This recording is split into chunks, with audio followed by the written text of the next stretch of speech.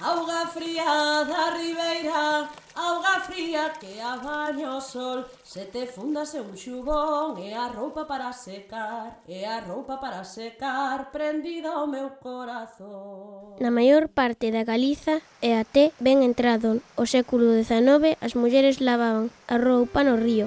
Aos poucos foron construíndose os lavadoiros, primeiro nas cidades e posteriormente no rural. Os lavadoiros eran espazos comunitarios completamente feminizados e importantes núcleos de sociabilización durante a primeira metade do século XX.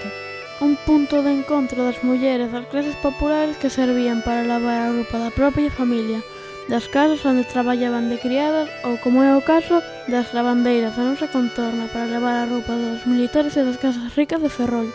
Un oficio tradicional de grande dureza física onde as lavandeiras estaban prácticamente empapadas durante o longo das xornadas de traballo. Catarros, pulmonías, reuma, bronquite, sabañón, entre outras doezas, eran as consecuencias producidas polo frío e humedade na súa saúde.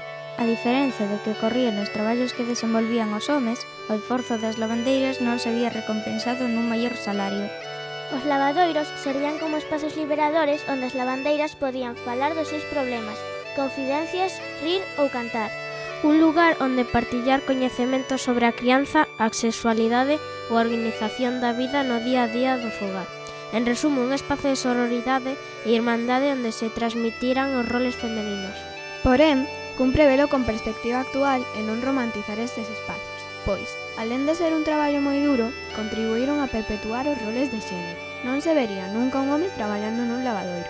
Os lavadoiros foron construcións únicas, feitos exclusivamente para as mulleres. No noso concello, numerosas lavandeiras vivían na parroquia de Sillobre e collían a lancha para Ferrol os domingos. Na cidade departamental percorrían as casas para as que lavaban e regresaban coa roupa suxa nun cesto na cabeza. O día de lavar a roupa era o luns.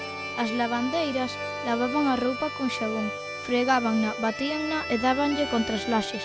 Despois poñíanna a clareo tendendo ao sol nun campo.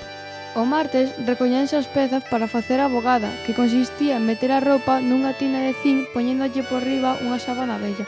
Despois de pasar novamente por auga limpa e secar no enxugadoiro, a roupa era dobrada e posta novamente no cesto para entregala na cidade o mércoles. A día de hoxe consérvase lavadoiros en Barallobre, Magalouzas, Maniños ou Limobre. Achamos importante a conservación, catalogación e promoción deste patrimonio material e reivindicar e dar a coñecer o traballo das lavandeiras como un dos oficios máis ancestrais do século XIX na nosa contorna.